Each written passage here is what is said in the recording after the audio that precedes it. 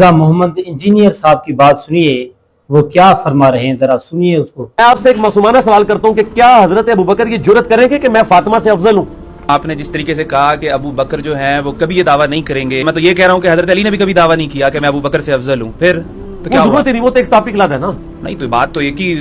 میں آپ کو بتا رہا ہوں، ہاں جب اہل بیت کا ذکر ہو رہا ہوتا ہے تو ان کو صحابہ سے ایکسکلوڈ کر کے تصور کیا جا رہا ہوتا ہے۔ حضرت مرزا صاحب آپ اتنا ضد کیوں کرتے ہیں؟ آپ نے خود ہی اقرار کر لیا، آپ نے حضرت عثمان غنی رضی اللہ تعالیٰ عنہ کے بارے میں اقرار کر لیا تھا کہ حضرت علی رضی اللہ تعالیٰ عنہ کے مقابلے میں کہ حضرت عثمان غنی رضی اللہ تعالیٰ عنہ کے برابر لوگ کسی کو نہیں سمجھتے، آپ نے یہ خود فرمایا تھا پہلے۔ عبد الرحمن بن عوف نے انٹرویوز لینے شروع کیے، لوگوں میں دیکھا کہ رائے عامہ کیا ہے، ڈیموکریسی، وہی بات، میجورٹی کس کے ساتھ ہے۔ میجورٹی کا موقف یہ تھا کہ حضرت عثمان کو خلیفہ چنا جائے۔ اس کی ریزن صرف ایک تھی کہ حضرت عمر کا دور بہت ڈسپلنڈ اور سخت تھا، اور حضرت علی کی طبیعت کا بھی انہیں پتا تھا کہ یہ ایک اور عمر ہم پہ مسلط ہو جائیں گے، تو انسانی طبیعت سختی تو برداشت نہیں کرتی، تو انہوں نے کہا اگر دو بندے ہیں تو یہ سیف سائڈ ہے کہ حضرت عثمان نرم دل ہیں۔ پھر ان کی ایج بھی 72 ایئرز اس وقت آلموسٹ ہو چکی تھی، 70 کے قریب تھے، 70 پلس تھے۔ تو عبد الرحمن بن عوف نے پھر بھی مشورہ کرنے کے بعد حضرت عثمان کو سائڈ پہ لے کے گئے اور کہا کہ مجھے بتاؤ اگر میں علی کو خلیفہ نامینیٹ کر دوں تو کیا تم اس کی بیعت کرو گے؟ حضرت عثمان نے کہا ہاں کروں گا، کیونکہ جج مانا ہے تو ٹھیک ہے، تمہارا رائٹ ہے۔ پھر حضرت علی کو سائڈ پہ لے کے گئے کہ اگر میں عثمان کو خلیفہ بنا دوں، انہوں نے کہا میں بیعت کروں گا۔ یہ بخاری کی حدیث بڑی لمبی ہے، 3700، حضرت عمر کی شہادت کا جو واقعہ ہے، وہ کچھ حصہ میں نے کربلا والے ریسرچ پیپر میں بھی ڈالا ہے، اور یہ پوری سٹوری کو میں نے 3-4 لائنوں میں نیچے سم اپ بھی کیا ہوا ہے، نوٹ لکھ کے۔ پھر حضرت علی کو عبد الرحمن بن عوف نے کہا کہ لوگ حضرت عثمان کے برابر کسی اور کو اس وقت نہیں سمجھ رہے،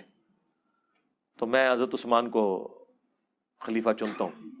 اس لیے ہم کہتے ہیں آپ حضرت ابو بکر حضرت عمر کو چھوڑ دیں رضی اللہ تعالیٰ عنہما کو، ہم تو حضرت عثمان غنی کی بات کر رہے ہیں کہ حضرت عثمان غنی رضی اللہ تعالیٰ عنہ کے بارے میں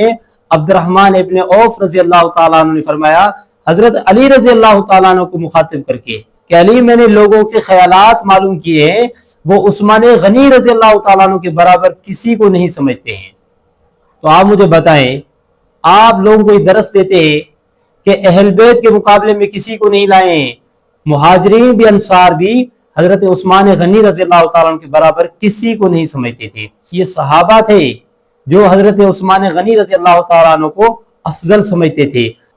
صحابہ کرام حضرت عثمان غنی رضی اللہ تعالیٰ عنہ کو علی رضی اللہ تعالیٰ عنہ سے افضل سمجھتے تھے۔ اب آپ کی مرضی ہے، آپ نے لوگوں کو حدیث پڑھ کے سنائی، لیکن آپ نے اس میں یہ بات کہی کہ حضرت عبد الرحمن ابن عوف رضی اللہ تعالیٰ عنہ نے یہ فرمایا کہ آج میں اسی کی بیعت کروں گا جو سب سے زیادہ افضل ہوگا۔ وہاں پر افضلیت کے الفاظ ہیں جو آپ لوگوں کو بتا نہیں رہے ہیں۔ آپ نے یہ بات بتائی کہ حضرت عثمان غنی رضی اللہ تعالیٰ عنہ کی عمر بہت زیادہ بڑی تھی، اسی لیے حضرت عثمان غنی رضی اللہ تعالیٰ عنہ کو خلیفہ بنایا گیا۔ اچھا یہ بات ہے۔ آپ نے یہ کہا کہ حضرت علی رضی اللہ تعالیٰ عنہ کا مزاج بہت سخت تھا، اسی لیے حضرت علی رضی اللہ تعالیٰ عنہ کو خلیفہ نہیں بنایا گیا۔ تو یہ آپ اپنی طرف سے بتا رہے ہیں نا، یہ کوئی حدیث کا حوالہ تو آپ نے نہیں دیا، کسی صحابی نے تو یہ نہیں کہا، آپ نے اپنی طرف سے بتا دیا۔ دوسری جگہ پہ یہ فرمایا کہ حضرت علی رضی اللہ تعالیٰ عنہ درویش تھے۔ نہیں، مولا علی کا ذکر نہیں جو ہو رہا، آپ سمجھو مولا علی درویش بندہ سی، اور دوسرا مولا علی، نہیں مولا علی کا ذکر نہیں جو ہو رہا، آپ سمجھو مولا علی درویش بندہ سی، اور دوسرا مولا علی۔ اب ایک آدمی ہے وہ درویش بھی ہے اور ایک آدمی سخت مزاج بھی ہے، تھا، اور حضرت علی کی طبیعت کا بھی انہیں پتا تھا کہ یہ ایک اور عمر ہم پہ مسلط ہو جائیں گے،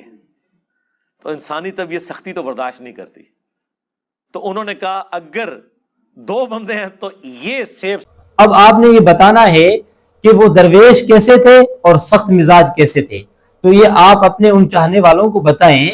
کہ حضرت علی رضی اللہ تعالیٰ عنہ کے متعلق جو آپ نے فرمایا۔ دیکھیں آپ کی مرضی ہے،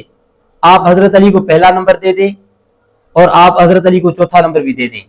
یہی روافض کا طریقہ ہے حافظی بھی اسی طرح ہے نا، وہ کہتے ہیں کہ حضرت علی رضی اللہ تعالیٰ عنہ خلیفہ اول ہے، تو آپ نے بھی یہ کہا کہ ہم حضرت علی رضی اللہ تعالیٰ عنہ کو اول بھی مانتے ہیں خلیفہ، اور آخری خلیفہ بھی ہم اس کو مانتے ہیں۔ آخری ماننا تو آپ کی مجبوری ہے نا،